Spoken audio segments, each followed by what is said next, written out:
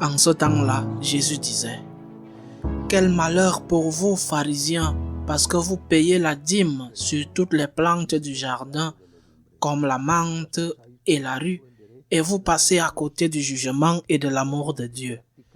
Ceci, il fallait l'observer sans abandonner cela. Quel malheur pour vous, pharisiens, parce que vous aimez le premier siège dans les synagogues et les salutations sur les places publiques. Quel malheur pour vous, parce que vous êtes comme ces tombeaux qu'on ne voit pas et sur lesquels on marche sans le savoir. Alors un docteur de la loi prit la parole et lui dit: Maître, en parlant ainsi, c'est nous aussi que tu insultes. Jésus reprit: Vous aussi les docteurs de la loi, malheureux êtes-vous, parce que vous chargez les gens de fardeaux impossibles à porter, et vous-même, vous ne touchez même pas ces fardeaux d'un seul doigt. Acclamons la parole de Dieu. Ces paroles de Jésus doivent être comprises, comme toutes, dans leur ensemble.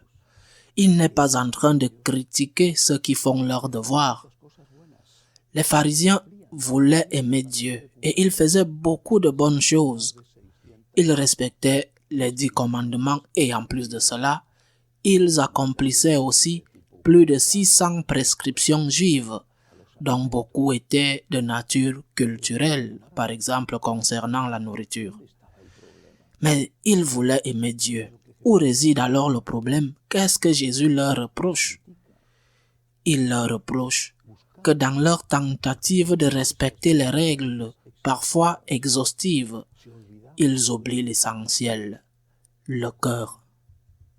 C'est pourquoi il leur dit, sous forme de reproche: pendant que vous négligez le droit et l'amour de Dieu, ce droit et cet amour de Dieu, il faut les pratiquer sans oublier les autres. Quelle est la leçon pour nous? Imaginons un bon catholique qui remplit ses obligations familiales, ses obligations civiles. Il paye ses impôts.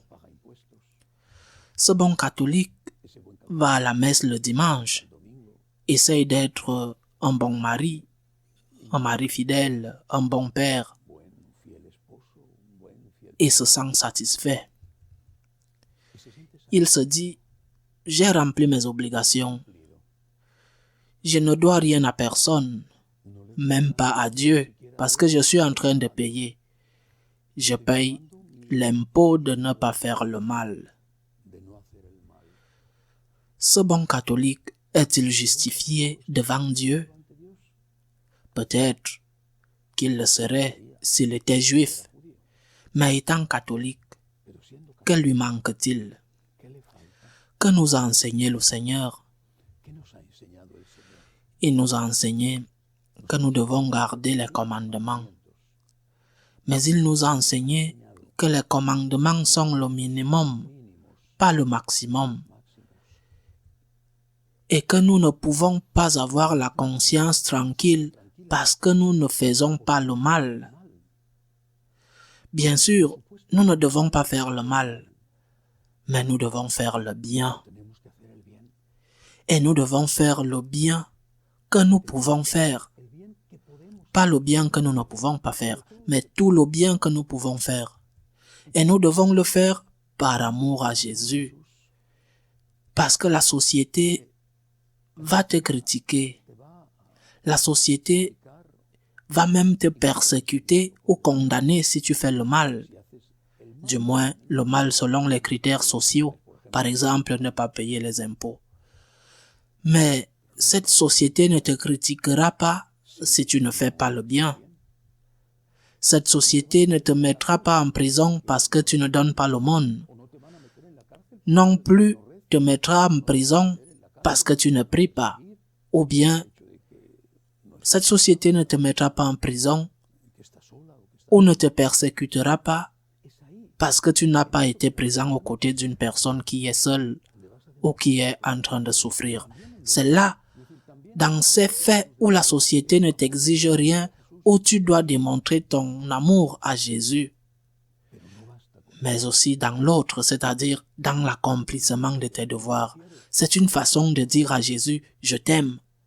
Mais cela seul ne suffit pas. Nous ne pouvons pas dire à Jésus, je t'aime. Et pour toi, je ne vole pas. Nous devons ajouter, je t'aime. Pour toi, je ne vole pas. Et pour toi, je fais l'aumône. Je t'aime. Et pour toi, je pardonne à mon ennemi. Je t'aime. Et pour toi, je suis à l'église, même si ce n'est pas un jour de précepte pour être à l'église. Je t'aime. Pour toi, Seigneur, sans rien attendre en retour. Et pour te démontrer mon amour, non seulement je ne ferai pas le mal, sinon je ferai tout le bien que je peux faire. C'est ce que Jésus nous demande. Ne te contente pas seulement de ne pas faire le mal. Les anciens le faisaient déjà, les Juifs le savaient déjà. C'est ce que contiennent les 10 commandements. De cette façon, en faisant cela, tu peux démontrer à Jésus que tu l'aimes.